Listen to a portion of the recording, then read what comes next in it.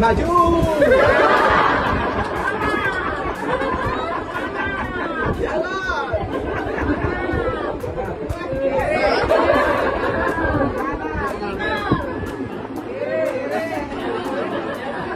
Jatuh, Bu.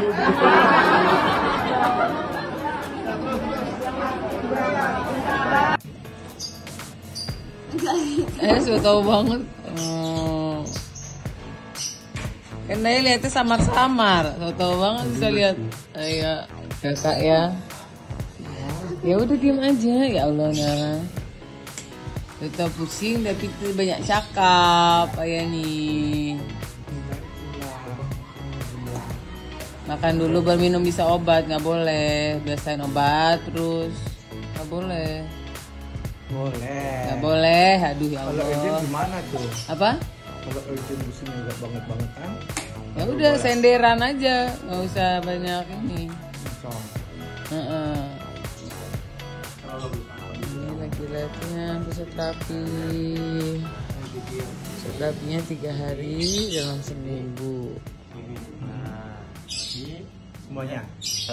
Gantian. Lagi latihan lihat tangannya. Kalau yang kiri kayak gitu juga sama. Oh iya. Oh iya. Pas dulu. Lega. Bebas nafas. Tutup kan? Nafas bebas. Iya bener.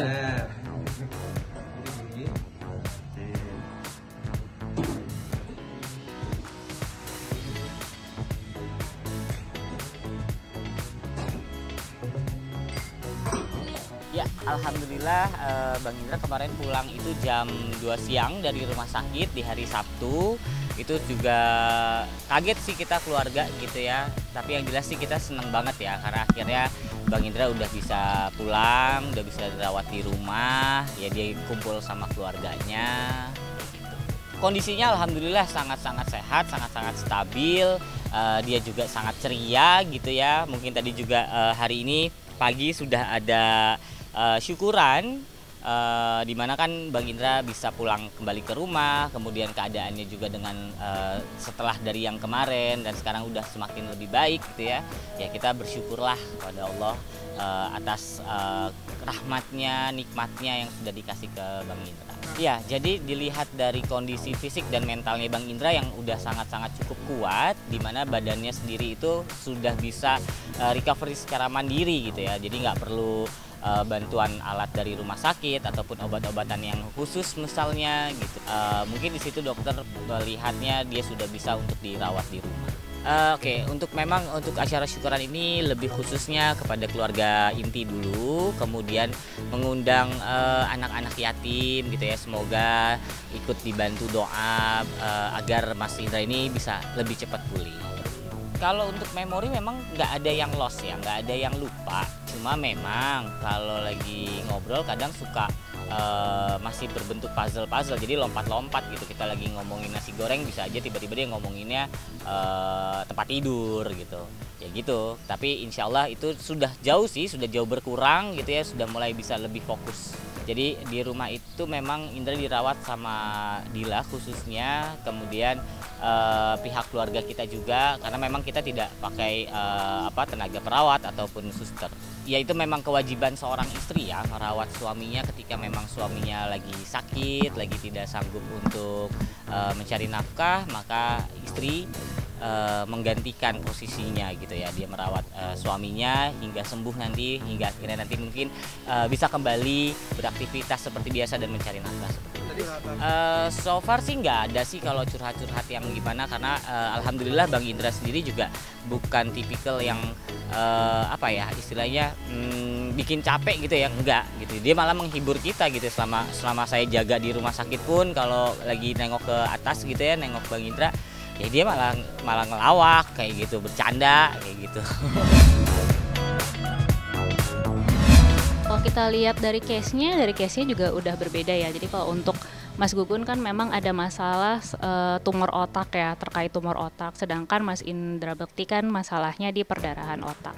perbedaannya apa? Sebenarnya kalau kita lihat tumor otak itu kan suatu sel otak yang dia bertumbuh tidak bisa dibatasi gitu ya. Lama-lama dia mengisi daerah otaknya, lalu dia menekan daerah yang memiliki fungsi tertentu sehingga menghasilkan kondisi yang terlihat seperti apa gitu. Itu dia kalau tumor otak dibedain sama perdarahan otak, dia lebih ke arah kejadiannya ya. Tumor otak itu sifatnya progresif, jadi makin lama makin berat, makin menunjukkan keadaan yang mungkin dilihat kok awalnya bisa jalan, lama-lama jadi ada kelemahan, awalnya bisa ngobrol panjang, lama-lama ngobrolnya harus pendek-pendek, mungkin kadang diulang-ulang. Kalau misalnya perdarahan otak tuh sifatnya lebih mendadak. Dia datang tiba-tiba, mendadak, dan kejadiannya itu tidak progresif tapi cenderung kayak langsung berat gitu. Jadi kayak bom, dia meledak, udah yang rusak ya saat itu rusak gitu. Beda sama tumor otak, dia bukan bom tapi dia seperti sesuatu hal yang ditanam makin lama makin besar gitu. Klinisnya kok kesannya mirip, ya mungkin saja tumor otak dan perdarahan yang terjadi itu menekan di tempat yang sama, bisa. Jadi otak itu dia memiliki fungsinya banyak, tapi kalau misalnya ditekan oleh sesuatu hal dirusak oleh sesuatu hal, baik itu perdarahan, baik itu tumor, baik itu infeksi, dia akan menghasilkan klinis yang mirip. Nah, perkiraan pertamanya ya adalah karena memang lapang pandang dan fokus penglihatannya sudah berkurang ya. Seperti kayak bukan bingung ya kita ngomongnya, cuma ya memang dia fokusnya itu berubah gitu. Kayak kita mau ngelihat jauh tapi kurang bisa ngelihat jauh, atau kita mau melihat orang tapi kita kurang bisa melihat itu orangnya seperti apa, kan tatapannya beda ya. Lebih cenderung seperti itu sih. Tapi kalau misalnya dibilang bingung atau tidak bingung, tampaknya kalau dilihat sih beliau sebenarnya nggak bingung, cuma ya memang fokusnya aja sih yang berbeda. Iya, jadi pada kasus perdarahan otak yang disebabkan oleh pecahnya aneurisma pembuluh darah, itu dia ada yang tergantung dari posisi aneurismanya. Kalau dari kasus beliau kita lihat sepertinya memang si aneurisma ini menekan daerah pusat penglihatan beliau di otak itu.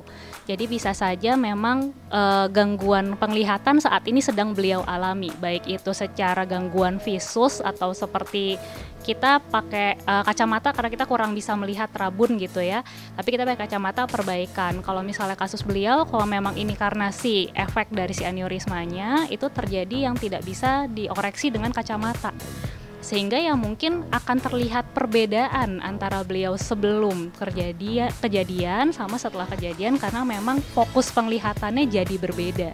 Kalau kita lihat dari kasus-kasus yang sudah terjadi, 40% pasien itu bisa kembali melihat dengan normal seperti sebelum kejadian. Tapi 60%-nya lagi ada yang dia stagnan, ada yang perbaikan tapi tidak mencapai ke sebelumnya. Jadi memang itu harus dievaluasi berkala sih, nggak bisa langsung kita ngomong ini gimana. Jadi memang ada evaluasi yang harus dilakukan rutin ya di setiap kali dia kontrol. Jadi pada pasien setelah operasi otak itu ada yang kita sebut sebagai postoperative cognitive decline. Jadi itu adalah sesuatu yang terjadi pasca operasi yang mempengaruhi kondisi kognitif dari pasiennya. Kondisi kognitif itu macam-macam, bisa memori, bisa dia fungsi bicara, bisa dia atensi. Nah kalau misalnya dalam kasus ini kayaknya memang masalahnya lebih kecenderung ke arah memori. Apakah ini akan menetap atau ini akan menghilang seiring berjalannya waktu, itu harus di follow up setiap kali beliau kontrol. Jadi memang ada pemeriksaan khusus yang kita lihat untuk khusus menilai fungsi kognitifnya. Jadi kalau emang kita lihat kok harusnya fungsi kognitifnya ini kalau emang karena operasi sudah perbaikan tapi ternyata belum, ya berarti kita harus explore nih ada masalah yang lain kah, atau memang ini sesuai dengan kondisi otaknya pasca berdarah kemarin gitu.